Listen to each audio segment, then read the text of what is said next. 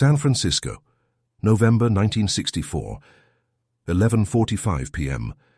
The air was thick with salt from the bay and the heavy, lingering smell of cheap diesel. This wasn't a choreographed set or a brightly lit dojo.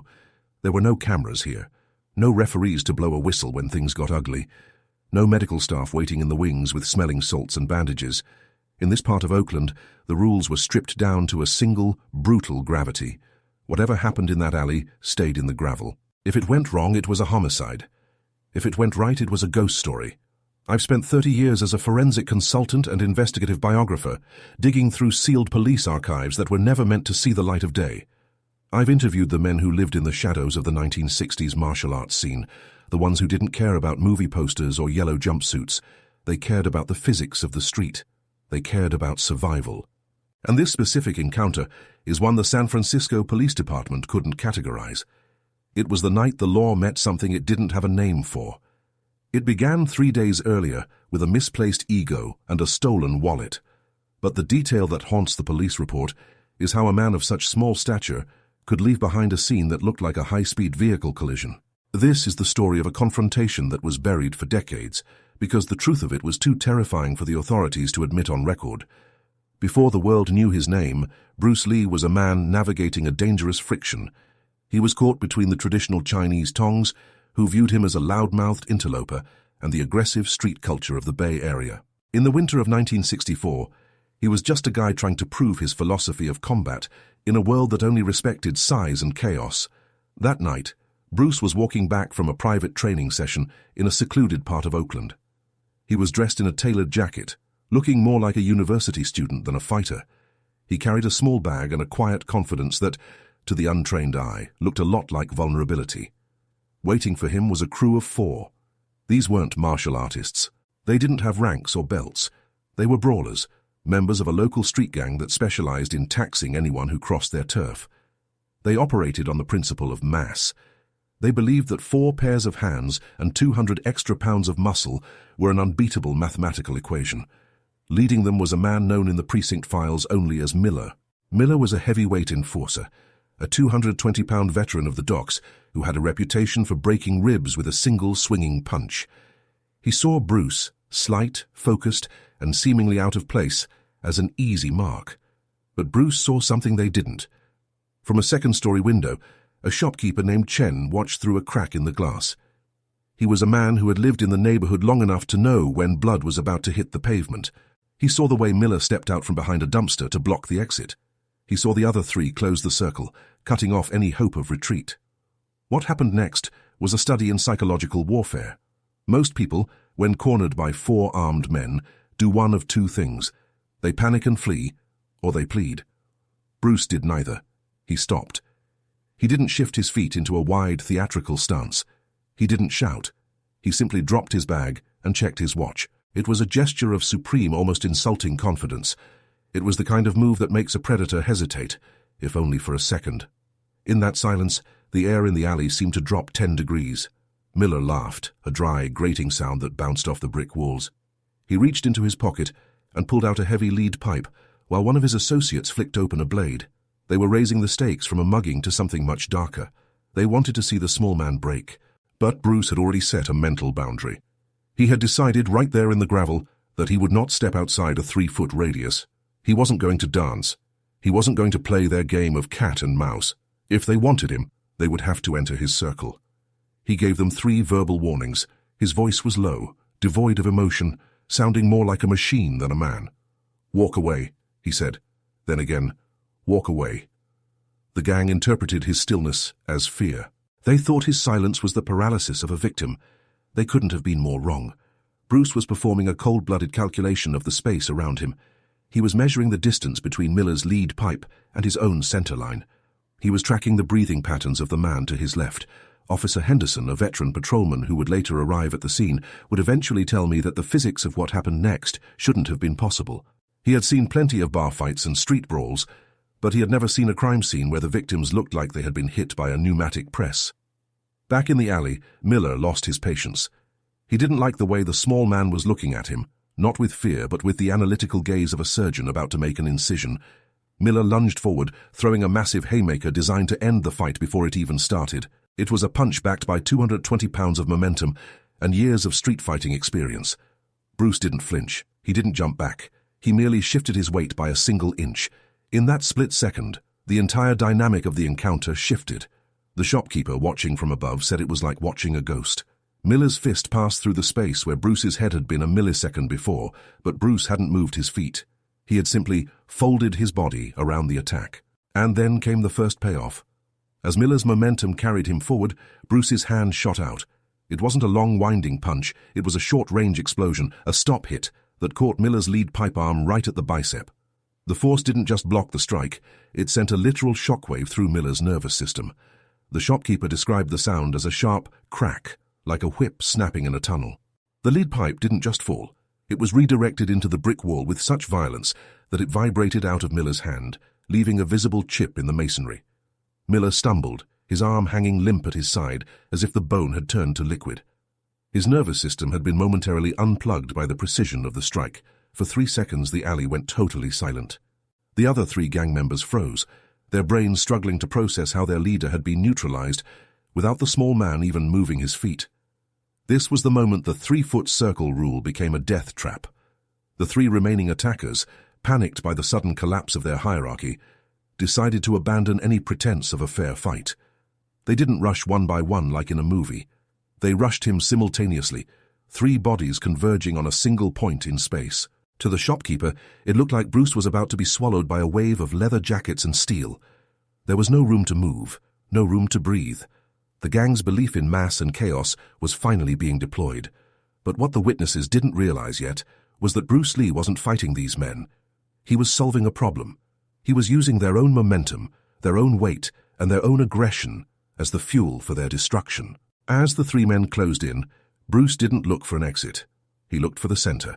He remained in his 3-foot circle, his eyes moving with a predatory speed that the human brain isn't designed to track. This is where the story takes a turn into the impossible. The records of the SFPD from that night are remarkably sparse on detail, but the physical evidence left on the pavement told a story that the officers were too embarrassed to put into words.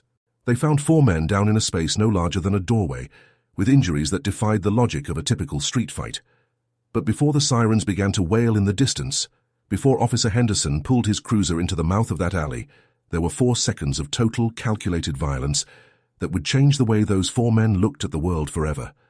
The physics of the short-range explosion were about to be demonstrated on a scale the Oakland streets had never seen, and that was just the opening move. But Bruce saw something they didn't. He didn't see 3 men, he saw 3 sets of kinetic energy moving at different speeds.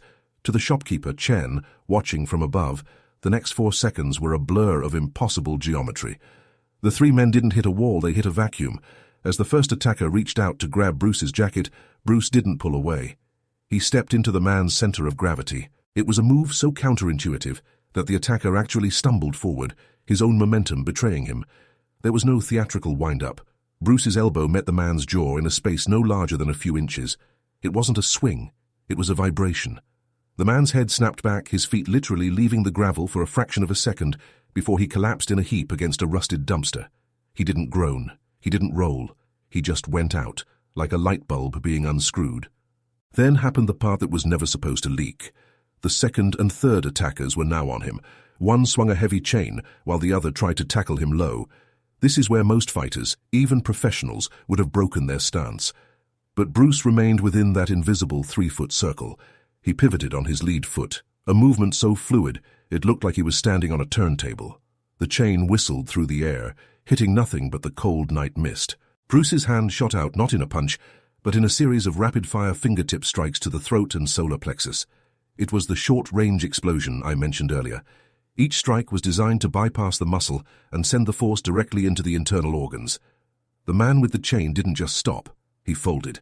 He clutched his chest, his eyes wide with a sudden primal terror as his lungs refused to take in air. He sank to his knees, the chain clattering uselessly against the pavement. But it was the third man, the one who tried the low tackle, who felt the full weight of Bruce's philosophy. Bruce didn't sprawl. He dropped his weight, driving a short, vertical punch into the back of the man's neck. It was a strike that required 0 distance to generate maximum power. The attacker hit the ground face first, the impact so sudden that his nose shattered against the gravel before he could even put his hands up to break the fall. 3 men down. 3 seconds elapsed, and then there was Miller. The Titan was back on his feet now, his lead arm still dangling uselessly from the earlier strike to his bicep. His face had changed. The arrogance was gone, replaced by a cold, sweating realization.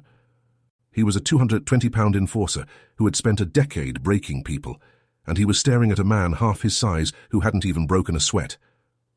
"What are you?" Miller wheezed. His voice was trembling. Bruce didn't answer. He didn't need to. He simply adjusted his tailored jacket and took a single step toward Miller. It was the first time he had left his 3-foot circle. Miller, desperate and acting on pure survival instinct, tried one last thing. He lunged forward, trying to use his massive frame to pin Bruce against the brick wall of the alley. He figured that if he could just get his arms around the smaller man, weight would finally win. What the witnesses didn't realize yet was that size is only an advantage if you can touch what you're trying to crush. As Miller closed the distance, Bruce delivered the wall pin. It wasn't a kick. It wasn't a long-range punch.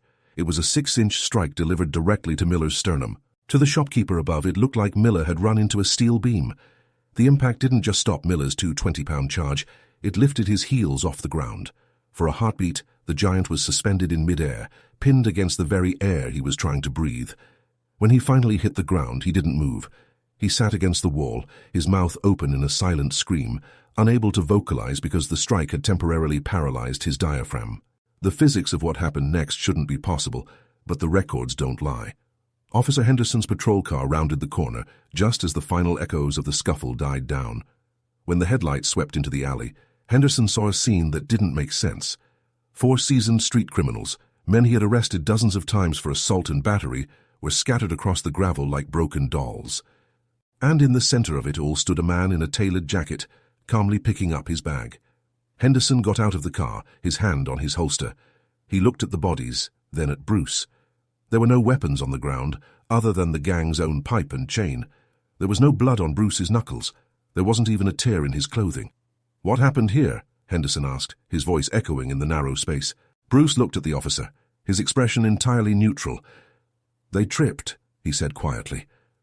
Henderson looked at Miller, who was still slumped against the wall, clutching his chest. He looked at the man by the dumpster, whose jaw was already swelling to the size of a grapefruit. He knew these men. He knew it took a riot squad to bring Miller down on a bad night. But Bruce didn't wait for a follow-up question. He walked past the patrol car, faded into the San Francisco fog, and disappeared. The evidence left on the pavement told a different story than the one Henderson eventually wrote in his report. The police files remained closed for decades because the department didn't want to admit that one unarmed man had dismantled a 4-man gang in under 10 seconds. It made the force look incompetent. It made the law look slow. More importantly, the gang members themselves never spoke. In the hyper-masculine world of 1960s street culture, admitting you were beaten by a man who looked like a student was a death sentence for your reputation. Miller disappeared from the docks shortly after. Some say he never regained full use of his arm. The incident was buried because it couldn't be categorized. It wasn't a fight, it was a demonstration. This was the moment the legend was truly born, not on a movie screen, but in the dark, salt-stained alleys of Oakland. It was the night Bruce Lee proved that the science of total precision would always overcome the illusion of safety in numbers. I've looked at the forensic photos from similar, unexplained encounters in the years that followed.